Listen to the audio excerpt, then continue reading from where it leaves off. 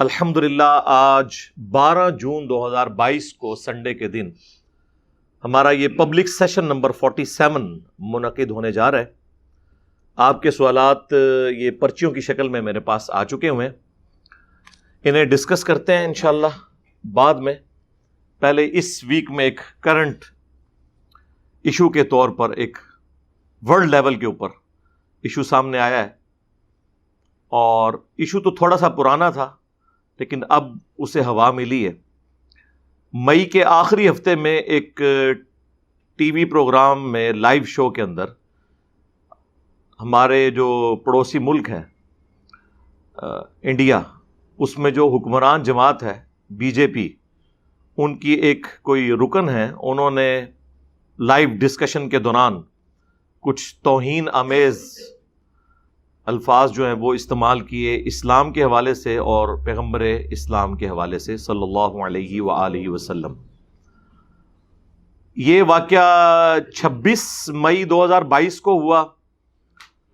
کچھ local level کے اوپر احتجاج ہوئے لیکن کوئی اس کو پذیرائی نہیں ملی۔ پھر اچانک سے جون کے دوسرے ہفتے میں دوبارہ سے ایک لہر اٹھی اور پوری دنیا کے اندر آپ کو پتہ ہے احتجاج ہوا۔ اور حیران کن بات ہے کہ عرب ممالک جو آج تک انڈیا کے سامنے جھکے ہوئے تھے اپنی تجارت کی وجہ سے، ظاہر ہے وہ سستی اجناس ان سے لیتے ہیں۔ مور دین $85 بلین کی ٹریڈ ہے انڈیا کی ان عرب ملکوں کے ساتھ، سعودی عرب ہو گیا، UAE اور باقی قطر وغیرہ، اور ظاہر ہے وہ سستی چیزیں انہیں مل جاتی ہیں۔ دنیا میں رہنے کے قابل جو جگہیں ہیں ان میں ٹاپ آف لسٹ ہمارا یہ سب کانٹیننٹ کا ایریا ہے۔ دنیا میں سب سے امیر علاقہ یہ ہوا کرتا تھا جب تک انگریز یہاں نہیں آئے تھے، اور اس کے بعد پھر آپ کو پتہ ہے ڈاؤن فال شروع ہو گیا چونکہ ٹیکنالوجی کی دنیا ہے۔ خیر، یہ جتنے عرب ممالک ہیں آپ نے دیکھا ہوگا پہلے جب کبھی بھی کوئی گستاخانہ ایشوز ہوتے ہیں فرانس کے حوالے سے، یورپ کے حوالے سے، ان کی ہمیشہ یا تو سٹیٹمنٹ آتی نہیں ہے یا ہلکی سی کو ڈھیلی سٹیٹمنٹ آتی ہے، بس اس سے زیادہ آگے یہ جاتے ہی نہیں ہیں۔ محاذ کھڑا نہیں کرتے، نہ ان ملکوں کو کوئی خطوط لکھتے ہیں، وہ نہ کہتے ہیں ہم آپ کی پروڈکٹس کا بائیکاٹ کر دیں گے۔ انڈیا نے ایسا آخر کون سا ظلم کر دیا تھا جو اس سے پہلے دوسرے ملکوں نے نہیں کیا ہوا تھا؟ تو یہ مسلمانوں کو سوچنا چاہیے نا کہ گل وچ کوئی اور ہے۔ ہاں جی، گل وچ کوئی اور یہ ہے، بیسیکلی یہ انٹرنیشنل پالیٹکس ہے، جس کی جلسوں میں عمران خان صاحب مثالیں دیا کرتے تھے نا کہ انڈیا کو دیکھو آزاد پالیسی ہے، وہ رشیا سے بھی لے رہا ہے، امریکہ سے بھی اس کے اچھے تعلقات ہیں۔ تو میرے خیال ہے اب انڈیا کو بھی پتہ چل گیا ہوگا اور عمران خان صاحب کو بھی پتہ چل گیا ہوگا کہ وہ جب چاہیں جس کی چاہیں گچی مروڑ دیتے ہیں، جو دنیا میں سپر پاور ہے اور ڈیزرو کرتے ہیں۔ ظاہر انہوں نے یہ منصب ارن کیا ہے، جب ارن کیا ہے تو ان کا آرڈر چلے گا، ورلڈ آرڈر ایک نیچرل چیز ہے۔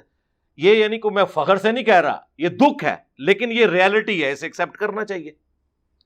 اور یہ وہ ریالٹی ہے جو جب ایک مذہبی جماعت کے دھرنے عمران خان صاحب کی حکومت میں جاری تھے تو اس وقت جو انہوں نے قوم سے آ کے خطاب کیا تھا کہ اگر ہم فرانس کے سفیر کو نکال دیں گے تو ہماری میجر تجارت تو یورپین یونین کے ساتھ ہے اور امریکہ کے ساتھ ہے، اور یہ سارے ایک دوسرے کے کہنے میں ہیں تو ہمارا نقصان ہو جائے گا، لہٰذا ہم یہ کام نہیں کر سکتے، ہمیں مجبور نہ کریں۔ لیکن یہی باتیں جب یہ رشیا کی طرف ہاتھ بڑھا رہے تھے تو انہیں پتہ تھی کہ یہ پریکٹیکلی یہ بھی پاسبل نہیں ہوگا۔ وہی ہوا ہے۔ عرب ملک جو ہیں وہ آپ کو پتہ ہے غلام ہیں، اوریجنل والے غلام ان کے، جن کی رشیا کے ساتھ نہیں بنتی۔ تو انہوں نے پھر ان کو ہلہ شہری دی کہ ہاں جی اب آیا ہے انڈیا قابو میں، تو آپ لوگ آفیشل سٹیٹمنٹس دیں۔ یہ جو میں آپ کو بتا رہا ہوں یہ ریئل ٹائم اوریجنل ڈیٹا ہے۔ ہم چونکہ صرف لوکل اپنی خبریں سن رہے ہوتے ہیں، ورلڈ پالیٹکس کیا ہو رہی ہے وہ آپ کو اندازہ نہیں ہوتا۔ خیر مجھے تو اس وقت ہی اندازہ ہو گیا تھا کہ یار یہ عربیوں میں کون سا ایمان جاگ اٹھا ہے۔ ہاں، اس سے بڑے واقعات ہوئے ہیں۔ سب سے توانا آواز پوری دنیا میں دو مسلمانوں کی تھی، ایک عمران خان صاحب اور دوسرے طیب اردگان، اسلاموفوبیا کے خلاف، گستاخانہ کارٹونز کے خلاف. اس وقت یہ سارے عرب ملک سوئے پڑے ہوئے تھے. وہ جو کچھ ہو رہا تھا وہ اس سے بڑا تھا.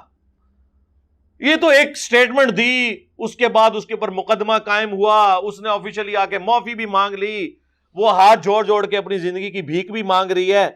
اور وہ جو سٹیٹمنٹ بھی دی اس نے وہ ریبٹل کے طور پر دی، جذبات میں آ کے. جب آپ کسی کے ریجن پر حملہ کریں گے اس کے جواب میں وہ آپ کے ریجن پہ حملہ کرے گا. کوئی آرگنائز طریقے سے یہ کام نہیں چلا تھا، ایک حادثاتی طور پہ ٹی وی ٹاک شو میں ہو گیا، اور اس کے اوپر ایکشن بھی لے لیا بی جے پی نے دباؤ میں آ کے. لیکن اس کے باوجود ابھی تک اس کو ٹھنڈا نہیں ہونے دے رہے. بیسیکلی وہ انڈیا کو اس کی اوقات میں رکھ رہے ہیں کہ تجھے بڑا شوق ہے نا رشیا کے ساتھ تجارت کرنے کا، تو تیرا شوق نکال دیتے ہیں. تجھے بڑا فخر ہے نا کہ میں نے سب کے ساتھ بنا کے رکھی ہوئی ہے، تو تجھے بتا دیتے ہیں کہ دنیا میں حکم کس کا چلتا ہے. یہ ہے پیچھے اس کے ریزن. باقی جو ریل ٹائم ادھر ہوا اس کو ذرا چنگاری ایک دکھانے کی ضرورت تھی، اور پوری دنیا میں انہوں نے یہ معاملات کھڑے کر دیے. وہ جو پروگرام کے اندر جو کچھ ہوا اور جو 3 اعتراضات اس نے اٹھائے، نمبر 1 اس نے کہا کہ جی اڑنے والے گھوڑے کا ذکر تمہاری کتابوں میں موجود ہے، یعنی نبی صلی اللہ علیہ وآلہ وسلم کا واقعہ معراج، اس کی طرف اس نے اسے ہٹ کیا اور اسے اس فزیکل ورلڈ سے جوڑتے ہوئے ایک سمجھ لیں ان سائنٹیفک فینومینا کے طور پر پیش کیا، یہ نان سائنٹیفک فینومینا کے طور پر. دوسرا اس نے نبی صلی اللہ علیہ وآلہ وسلم کی سیدہ عائشہ کے ساتھ کم عمر کی شادی کو ٹارگٹ کیا. یہ بیسیکلی زیادہ ہمارے لیے تکلیف دہ چیز تھی. دوسری چیزیں چلے ہو سکتا ہے کسی کو سمجھ نہیں آئی ہیں،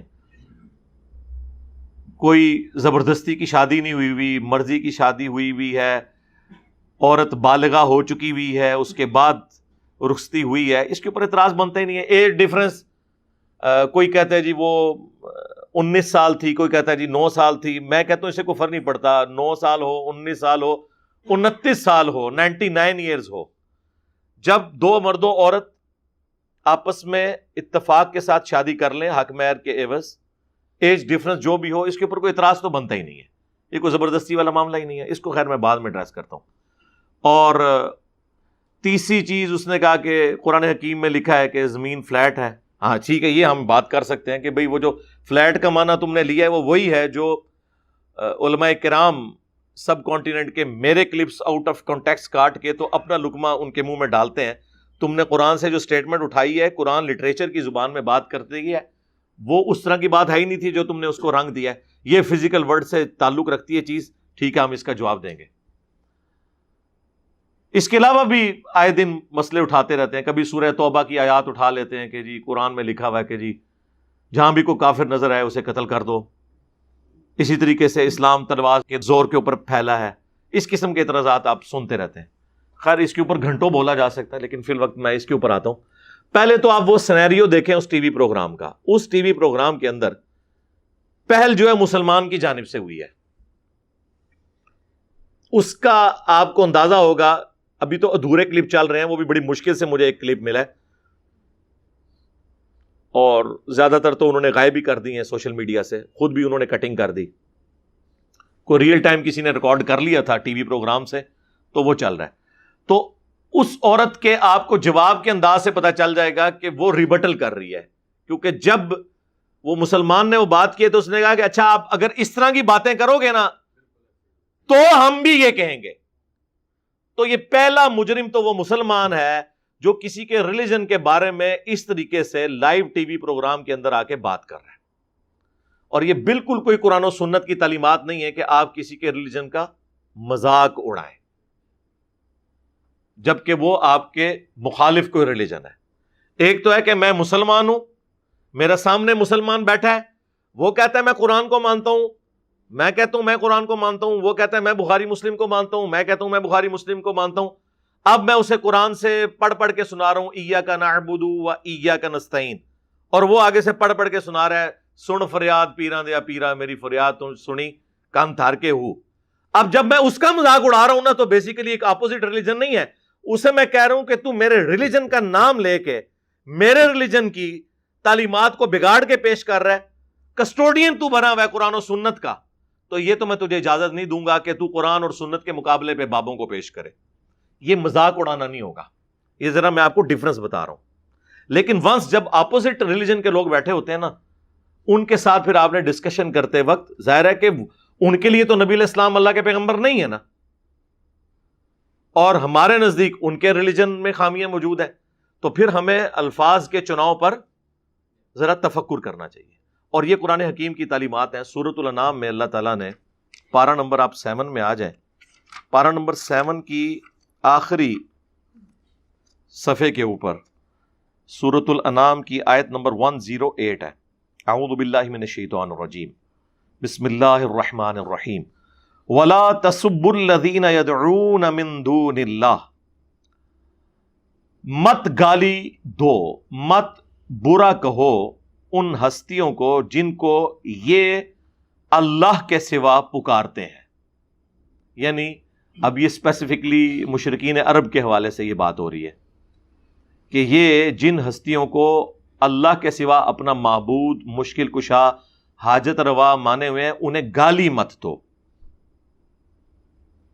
فَيَسُبُّ اللَّهَ عَدْوًا بِغَيْرِ عِلْمٍ، پس یہ لوگ پھر اللہ کو گالی دیں گے دشمنی میں آ کر، غصے میں آ کر، بغیر علم کے. كَذَلِكَ زَيَّنَّا لِكُلِّ أُمَّةٍ عَمَلَهُمْ، بالکل اس طریقے سے ہر امت کے لیے اس کے اعمال سنوار دیے گئے ہیں. ثُمَّ إِلَىٰ رَبِّهِمْ مَرْجِعُهُمْ، پھر تمہیں لوٹ کر جانا ہے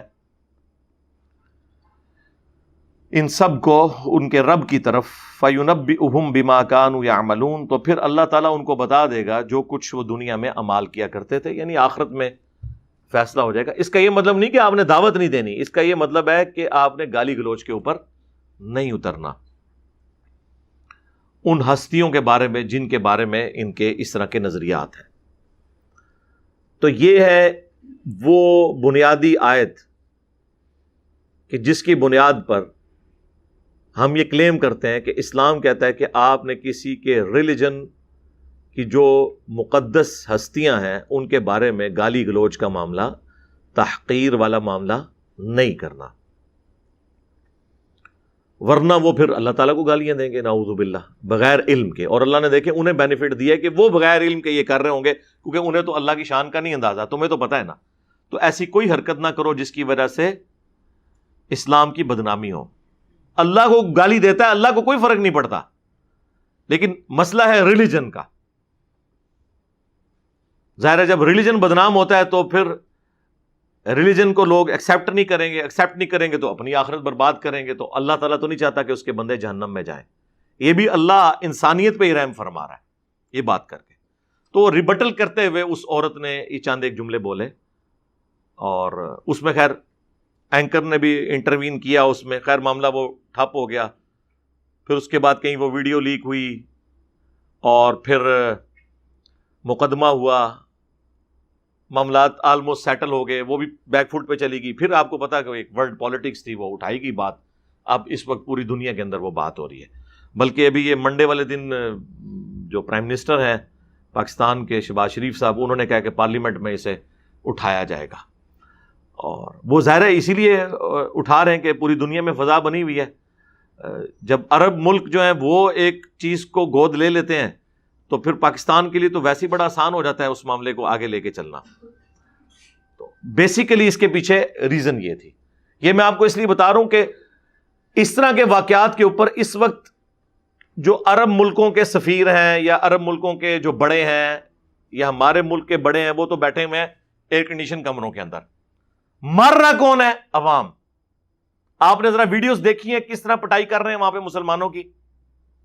اور مسلمانوں کو بھی یہ سمجھ نہیں آتی ہے کہ وہ احتجاج کرتے ہوئے کس لیول تک انہوں نے جانا ہے، کس لیول تک نہیں جانا.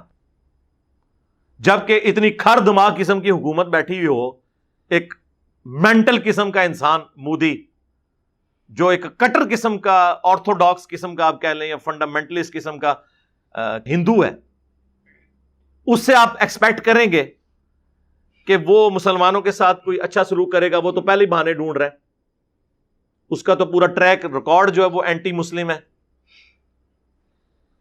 اور آپ دیکھیں وہ کس طرح پولیس والے جو ہیں وہ پٹائی کر رہے ہیں لوگوں کی اور پکڑ پکڑ کے انہیں جیلوں میں ڈال رہے ہیں. اور ہمارے ملک میں بھی خیر اس دفعہ تو بڑے آرگنائز سے احتجاج ہوئے ہیں، شکر ہے کہ کوئی بینک نہیں لوٹا گیا، کسی کی گاڑی کا شیشہ نہیں ٹوٹا، ورنہ غلامی رسول میں موت بھی قبول ہے تیری، ہاں میری نہیں، تیری، اور اے مسلمان تیری املاک. کیونکہ فرانس تک تو ہم پہنچ نہیں سکتے، انڈیا تک تو ہم پہنچ نہیں سکتے، تو جو ادھر ہیں مسلمان ان کے اوپر اپنی روح راضی کریں گے.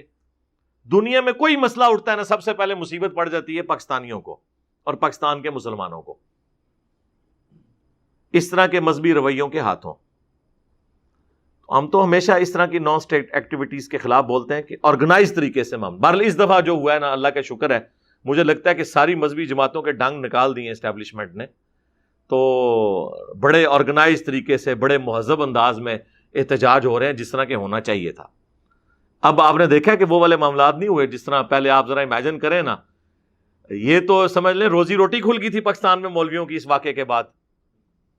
فرانس تو اتنی دور ہے، جب پڑوسی ملک میں ہو اور وہ پڑوسی ملک وہ جس کے خلاف ہماری ڈکلیئرڈ پالیسیز ہیں، پوری فوج کا آئین جو ہے اور ان کے حلف نامے جو ہیں وہ اس ملک کے اگینسٹ ہیں اور ان کے ہمارے اگینسٹ ہیں. یہاں تو ہر اعتبار سے حالات سازگار تھے کہ یہ 100 ٹائمز بڑا احتجاج ہوتا. یعنی اگر فرانس کے خلاف احتجاج میں 100 بینک لوٹے گئے تھے، ان کی اے ٹی ایم توڑی گئی تھی، تو یہ کم از کم 10,000 اے ٹی ایمز ٹوٹنی چاہیے تھی. وہاں پہ اگر 10,000 گاڑیوں کو آگ لگی تھی تو یہ 10 لاکھ کو لگنی چاہیے تھی. لیکن اللہ کا شکر ہے کہ بڑے مہذب انداز کے اندر احتجاج ہوا ہے. لیکن افسوس کی بات ہے یہ جتنے اعتراضات وہ اٹھا رہے ہیں ہندو، اس کا جواب دینے کے لیے بھی کوئی مسلمان مجاہد سامنے آیا ہے کوئی علمی طریقے سے ان چیزوں کو ایڈریس کرے کہ ہاں جی یہ جو آپ نے اعتراض اٹھایا یہ اس طرح نہیں، یہ یوں ہے، یہ بات جو آپ نے یوں سمجھی ہے یہ یوں نہیں، یہ یوں ہے. ایک کام کو نہیں نہ گلوڑے، یہ ایک دوسرے کے خلاف کلپ بنا سکتے ہیں، ایک دوسرے کو گالیاں دے سکتے ہیں، علمی طریقے سے جو کافروں کے اٹھائے ہوئے اعتراضات ہیں ان کے جوابات نہیں دے سکتے. اس کی وجہ سے اب آپ دیکھیں کہ سوشل میڈیا کے اوپر اب اس وقت وہ گستاخی تو اپنی جگہ ڈسکس ہو رہی ہے. جو پڑھا لکھا طبقہ ہے نا وہ پتہ کیا ڈسکس کر رہا ہے کہ جی یہ کیا واقعی قرآن میں لکھا ہوا ہے زمین فلیٹ ہے؟ وہ تو یہ سوچ رہے ہیں. پھر وہ جب قرآن کی آیات کھول کے پڑھیں گے اور آگے سے ترجمے میں تفصیلات نہیں لکھی ہوئی ہوں گی، الٹا اعلیٰ حضرت کی کتاب ہوگی کہ زمین ساکن ہے. ہاں، اور عرب ملکوں کے مفتیوں کے فتوے ہوں گے کہ جو یہ کہے کہ زمین ساکن نہیں ہے وہ مسلمان ہی نہیں ہے. اس قسم کی باتیں آپ کریں گے، یہ پرانے فتوے ہیں ان کے رکھے ہوئے گوگل کے اوپر آپ کو مل جائیں گے. تو پھر ظاہر ہے کہ مسلمانوں کے لیے ایک مصیبت کھڑی ہو جائے گی نا کہ یار یہ کیا باتیں ہو رہی ہیں. اب لوگوں نے تو نہیں ہے آپ کی کہانیوں کے اوپر یقین کرنا. میں اس کے اوپر پہلے بھی کافی دفعہ بول چکا ہوں. زمین ساکن ہے میری ویڈیو آپ دیکھ لیں، قرآن ورسز ماڈرن سائنس وہ آپ میری ویڈیو دیکھ لیں، اور کافی ساری اس حوالے سے ویڈیوز ہیں جس میں نے اوورال مقدمہ کلیئر کیا ہے.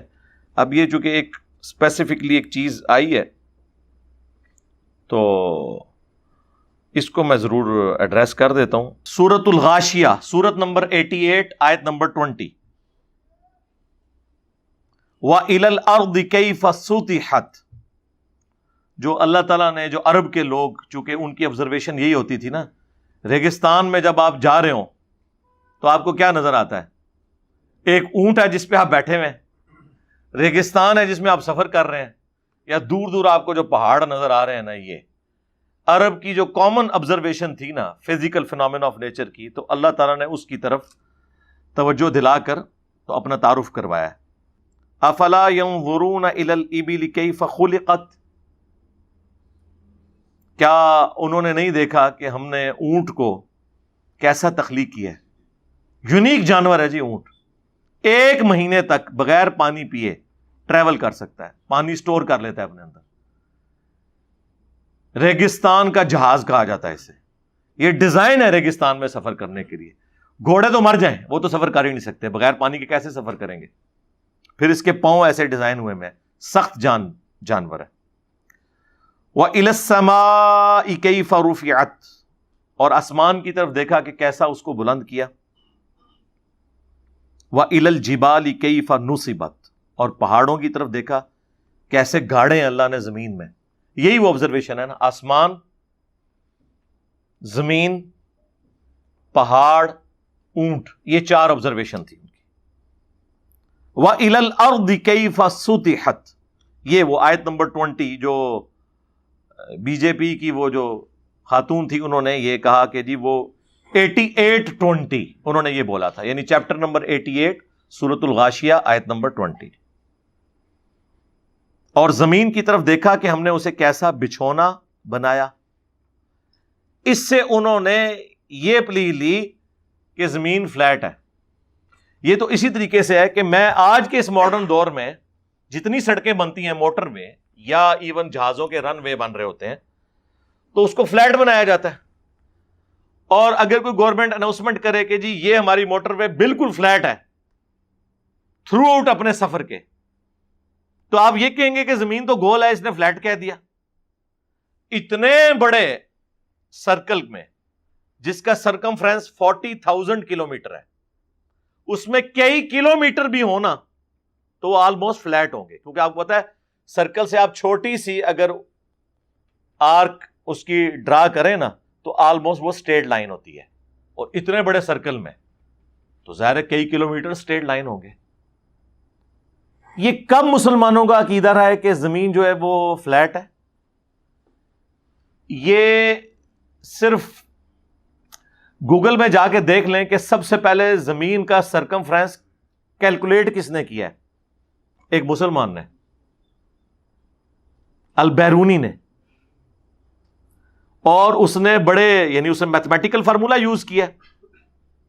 2 پہاڑ اس نے کنسیڈر کیے اونچے، اور پھر وہ اتنی دور سفر کرتا رہا کہ وہ نظروں سے اوجل ہو گئے، یعنی وہ زمین کی کرویچر ایسی آ گئی. پھر اس کا اس نے اینگل ڈرا کیا، اس سے اس نے وہ اتنی کرو کیلکولیٹ کی اور اس کی ڈگریز نکالی، اور آپ کو پتا ہے 360 ڈگری ہوتی ہے. تو اگر اتنی ڈگری میں اتنا فاصلہ بن رہا ہے تو 360 ڈگری پوری کرنے میں اس نے آلموسٹ کوئی 37-38 ہزار کلومیٹر کے قریب نکالا تھا سرکمفرنس زمین کا. باقاعدہ اسے عباسی خلیفہ نے انعام دیا تھا اس کے اوپر. ہمارے سب کانٹیننٹ سے بھی وہ ہو کے گیا ہے. بہت بڑا میتھمیٹیشین بھی تھا اور وہ ہسٹورین بھی تھا. تو ورنہ تو ہونا چاہیے تھا اسے خلیفہ وقت جو ہے وہ پھانسی دے دیتا کہ تو نے زمین کو گول ثابت کر دیا، قرآن میں تو لکھا ہے فلیٹ. اور خلیفہ بھی وہی نہیں کہ وہ پنجابی خلیفہ تھا، عربی جاننے والے تھے، قرآن جاننے والے تھے. وہ دنیاوی طور پہ وہ جتنے بھی سخت گیر بادشاہ تھے، لیکن اس وقت سکولنگ کی تعلیم یہی ہوتی تھی کہ تمام بادشاہوں نے قرآن کا علم حاصل کیا ہوتا تھا، حدیث کا علم حاصل کیا ہوتا تھا، مدرسوں سے تعلیم حاصل کی ہوئی ہوتی تھی. مدرسے یہ والے نہیں، یعنی وہ کسی استاد کے ساتھ اٹیچ ہو جاتے تھے، وہی اس کو سارے سبجیکٹ سکھاتا تھا. اور پھر استاد جہاں ٹریول کرتا تھا وہ اپنے اسٹوڈنٹ 8-10 سال لے کے جاتا تھا. یہ سٹائل تھا اس وقت. تو یہ تو اندازہ لگا لیں ان لوگوں کا کہ اگر قرآن کی آیت کا یہی مطلب مسلمانوں نے لیا ہوتا تو جب مسلمان سپر پاور تھے تو زمین گول کہنے والوں کو قتل کر کے رکھ دیتے. ایسا ہے ہی نہیں ہے. قرآن لٹریچر کی زبان میں بات کرتا ہے، اور جب قرآن بچھونے کی بات کر رہا ہے تو اس سے مراد سٹیبلٹی اور چلنے کے لیے. ظاہر ہے کہ جتنے ایریے میں ہم چل رہے ہوتے ہیں اس میں تو وہ اسٹریٹ لائن کے طور پر ایک اسٹریٹ زمین کے طور پر اویلیبل ہوتی ہے ہمارے پاس چلنے کے لیے. آج بھی امریکہ کے اخباروں میں یا ان کی خبروں میں سن رائز اور سن سیٹ آتا ہے. تو کیا ہم امریکہ کا مذاق اڑائیں گے کہ سورج تو غروب ہی نہیں ہوتا، تو یہ آپ نے کیوں لکھا ہے سن رائز اور سن سیٹ؟ تو وہ آپ کو سمجھائیں گے اور کہیں گے رکو ذرا، صبر کرو. ہم لٹریچر کی زبان میں اور کامن بندے کی آبزرویشن میں بات کر رہے ہیں کہ سورج نکلا اور سورج غروب ہوا. ویسے تو سورج نہ نکلتا ہے نہ غروب ہوتا ہے، وہ تو ود رسپیکٹ ٹو زمین ہے، اس کی جو موشن ہے، جو پورا سولر سسٹم ہے، جو اس ارتھ کی اپنی روٹیشن ہے اپنے ایکسس کے اباؤٹ ہر سیکنڈ کے اندر آدھا کلومیٹر. اور پھر جو سورج کے گرد رفتار ہے اور پھر پورے نظام شمسی کی جو رفتاریں ہیں وہ آپ میری ویڈیو دیکھ لیں فرام کریشن ٹو کریٹر، تو وہ ساری چیزیں انہوں نے اس میں کیلکولیشن جو میں نے بتائی ہیں وہ پوری انہوں نے ڈسپلے کر کے بتائی ہیں. تو لٹریچر کی زبان میں بات ہو رہی ہوتی ہے. قرآن سائنس کی کتاب نہیں ہے، یہ لٹریچر کی بک ہے.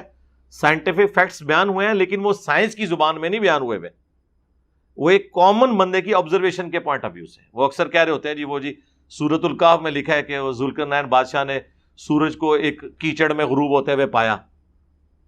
یار وہ آپ سمندر کے کنارے جائیں تو آپ ایک کامن آبزرویشن تو یہی ہے نا کہ سمندر کے اندر وہ غروب ہوتے ہوئے پایا، ایگزیکٹلی ہو تو نہیں رہا ہوتا. تو یہ کامن آبزرویشن ہوتی ہے جس کا بیان ہو رہا ہوتا ہے.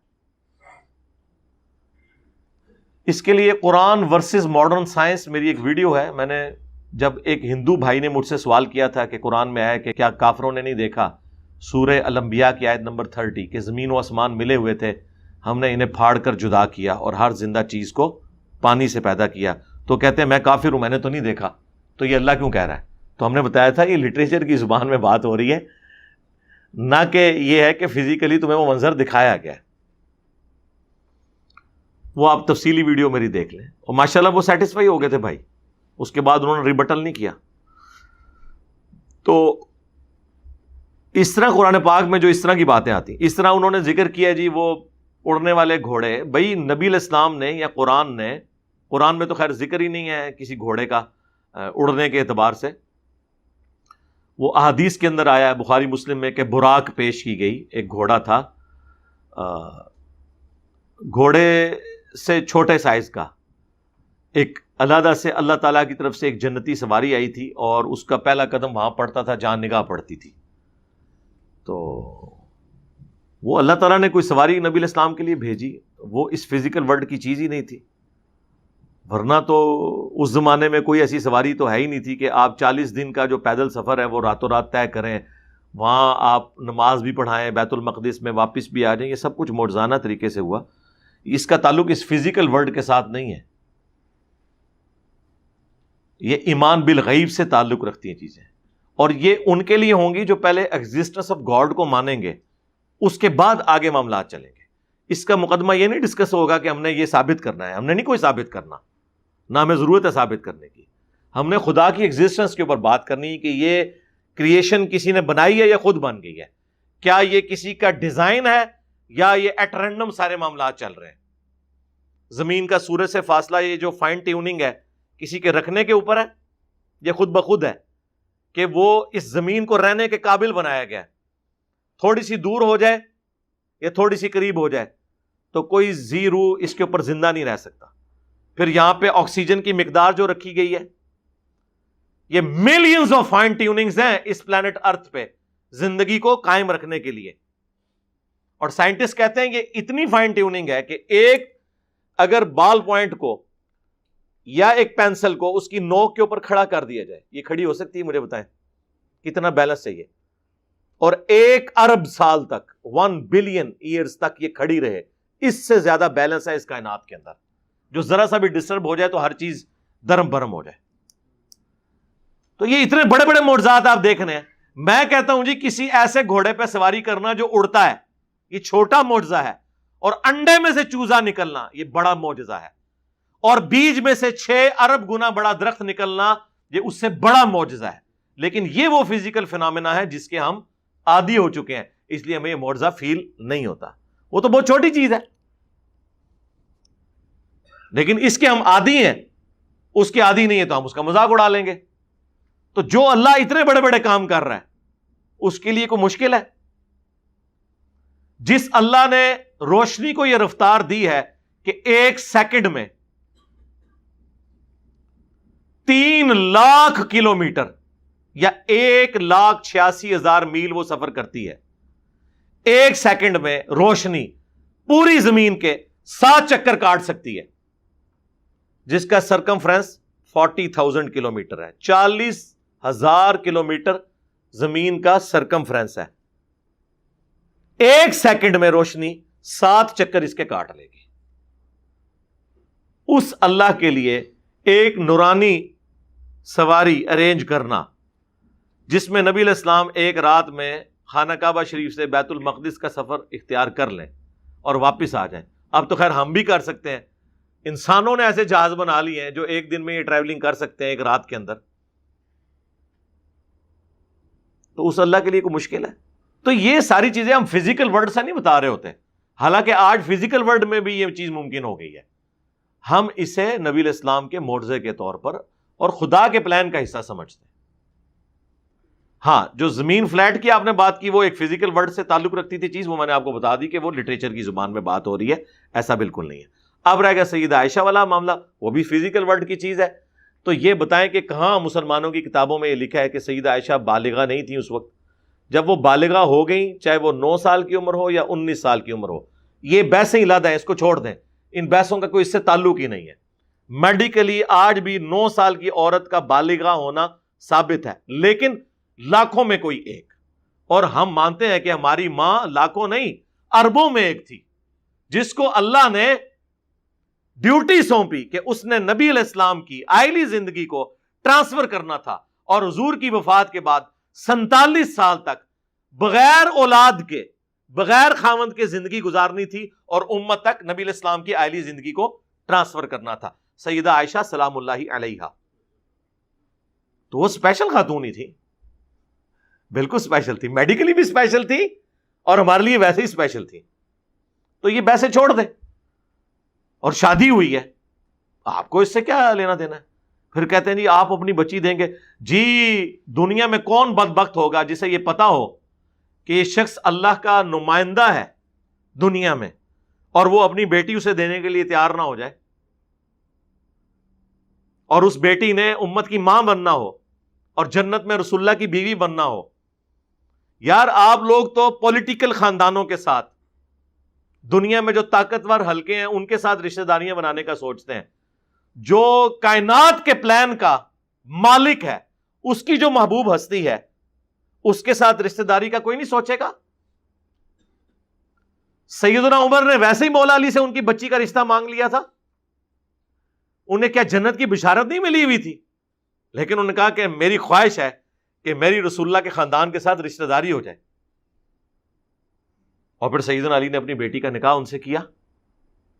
تو آپ یہ سارے کے سارے وہ معاملات ہیں جو اس کے ساتھ تعلق رکھتے ہیں، انہیں اس کی امپورٹنس کا پتہ ہے، یہ کوئی اعتراض بنتا ہی نہیں تھا۔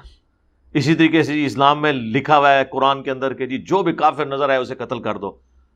سرکار ہم آپ سے کہیں گے رکو ذرا، صبر کرو، کہاں لکھا ہوا ہے؟ اس کے آگے پیچھے پڑھو، سورہ التوبہ کھول کر دیکھو، وہ تو سراپا رحمت ہے، اللہ کے غضب بھی اس میں بیان ہوا، لیکن وہ سراپا رحمت ہے کہ اس غضب کی حالت میں بھی کہا گیا ہے کہ اب بھی اگر کوئی امن مانگتا ہے اسے امن دو، تاکہ وہ قرآن سنے اور اللہ کی طرف رجوع لے آئے۔ مسلمانوں اور کافروں کی ایک پیس ٹریٹی تھی جس میں ڈیسائیڈ ہوا تھا کہ جب یہ ٹریٹی ٹوٹے گی تو اس کے بعد کوئی اس کو پھر فالو نہیں کرے گا، اور وہ کافروں نے ٹریٹی توڑی تھی۔ جب کافروں نے وہ ٹریٹی توڑ دی، اس کے بعد وہ ایکٹیویٹی پرفارم کی گئی کہ اس زمانے میں جن لوگوں نے یہ بد عہدی کی تھی، اور بد عہدی کی سزا اس زمانے میں یہ مانی جاتی تھی، اس کے اگینسٹ یہ ساری باتیں ہوئی ہوئی ہیں، نہ کہ یہ ہے کہ جو بھی کافر نظر آئے۔ یار مسلمانوں نے 300 سال یہاں حکومت کی ہے، آج بھی 50% سے زیادہ، بہت محتاط اندازہ لگا لیں، ورنہ میرے نزدیک تو 70% سے زیادہ اس وقت بھی سب کانٹیننٹ میں کافر ہیں۔ تو اگر تلوار کے زور پہ آپ کو مسلمان بنانا ہوتا تو مسلمان بنا نہ لیتے۔ میرا تعلق تو ویسے ہی مغلیہ خاندان سے ہے، اور ہمارے بڑوں نے حکومت کی ہے یہاں پہ، ہم ان کی حکومت کو مسلمان حکومت سمجھتے ہیں، اسلامی حکومت نہیں سمجھتے۔ جتنے ان کا یہاں پہ زور تھا، تلوار کی نوک کے اوپر سب کو کلمہ نہیں پڑھا سکتے تھے، نہیں پڑھایا۔ دوسری طرف ضرور غلو کر لیا جلال الدین اکبر نے کہ اس نے ہندو عورتوں سے بھی شادیاں کی ہوئی تھی۔